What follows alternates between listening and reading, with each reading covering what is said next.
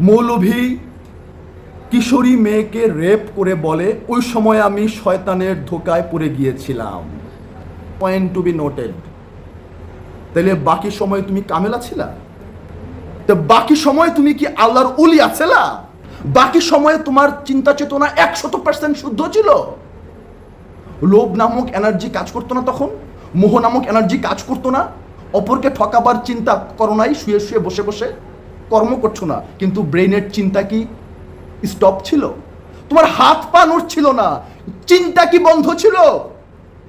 মানুষ মনে করে আমলটাই সব। না না না, প্রতিনিয়ত প্রতি মুহূর্তে আমাদের ভেতর থেকে যে চিন্তার উদয় হয় সেটাকে খপাত করে ধরেন, সেটার দিকে দৃষ্টি নিবদ্ধ করেন।